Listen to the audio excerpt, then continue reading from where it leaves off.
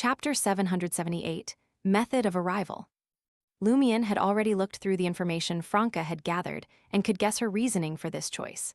Howell Constantine Admiral Deep Sea with rumored sea monster blood often went to an island called Banamo west of the Fog Sea for supplies. A few days ago, someone spotted Howell Constantine's flagship, the Newins, surfacing on a route to Banamo, allowing the crew to breathe fresh air and enjoy their precious freedom. Based on the distance, speed, route conditions, and weather in the Fog Sea, it was estimated that the Newins would reach Banamo in about 2 to 3 days. Among all the pirate admirals, he was the only one with a predictable trajectory in the near future. "We can give it a try," Lumion responded nonchalantly to Franca's suggestion. Having participated in battles at the demigod level and played a significant role, he felt that which pirate admiral they targeted didn't matter much as long as they could locate him. Franca glanced at Lumion and mumbled, "I think there's something wrong with your attitude. You can't underestimate the best of the Sequence Fives. You're not a demigod yet, and your body is still fragile. Underestimating Admiral Deep Sea could cost you dearly. There's a saying from my homeland. Strategically, you can underestimate your enemy, but tactically, you must respect them." "I know. Auror used to remind me of that, telling me not to underestimate the villagers' intelligence and think my pranks would always succeed without problems. After being chased by them a few times, I understood it well." Lumion said earnestly, "Your homeland also has another saying, weakness and ignorance aren't barriers to survival, but arrogance is." "Stop," Franca grumbled.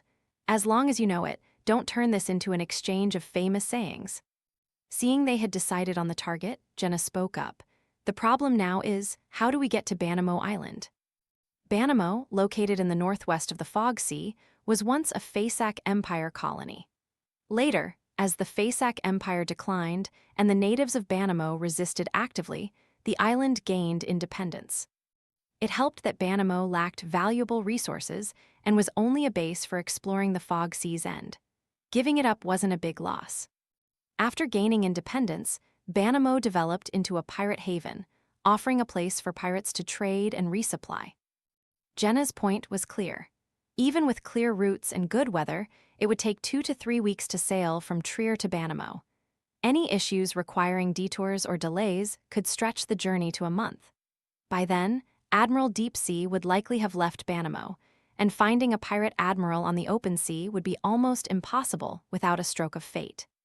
Given the circumstances, only teleportation could ensure the team reached Banamo in time to wait for Admiral Deep Sea Howell Constantine.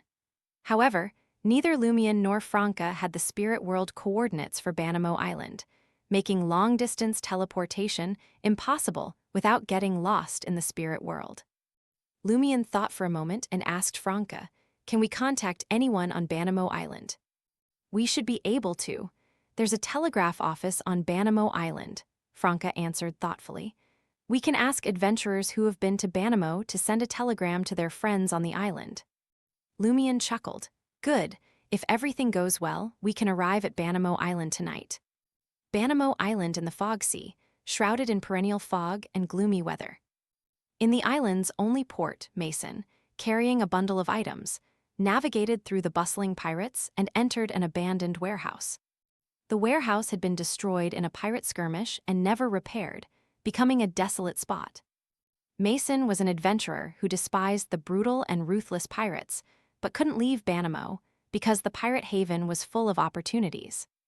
Even if he didn't hunt down solitary, bounty-carrying pirates, he could wait for pirate feuds to end and take the remaining goods from the losers. This was how he became a Beyonder, now a Sequence 8 pugilist. A monoculous note from the Twilight Giant pathway. Today, Mason took on a task supposedly very simple, but with a reward of 1,000 Veraldor, seeking a secluded place to complete it. He quickly cleared the pile of broken wooden crates, stacking them to form an altar. Following the task description, he placed candles, incense, and essential oils on the altar. After the preparations, Mason took out the neatly folded task description and read the next steps. The most challenging part of this task is the necessary knowledge, including basic ancient Hermes and proficient Hermes. If you don't meet these conditions, don't take the commission. Fortunately, I learned some ancient Hermes and enough Hermes from other adventurers. Mason felt lucky for his past decision when taking this task. It wasn't that he was more studious than other adventurers, but the items he had previously acquired involved Hermes. To understand their true value, he had paid an adventurer proficient in Hermes to teach him for a while. After quickly reading the second half of the task description, Mason assessed the potential dangers and felt confident it wouldn't be a big problem. He then arduously created a wall of spirituality, lit the candles, dripped the incense, and took 2 steps back, chanting in ancient Hermes, I.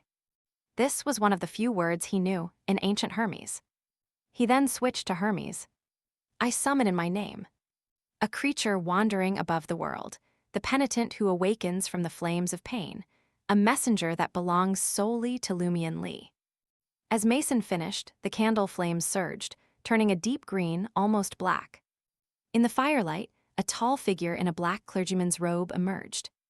Mason took a step back in fear at the sight. The figure's exposed parts seemed long scorched by flames, with blackened flesh and skin clinging to the bones.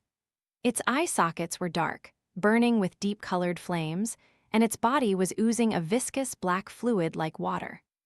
It looked like an undead creature. Mason had seen similar beings in Banamo Port, as some pirates were adept at communicating with corpses. However, the summoned penitent made Mason instinctively fearful, sensing it was fundamentally different from ordinary undead. Even the pirate admirals who had visited Banamo Port hadn't given Mason this feeling.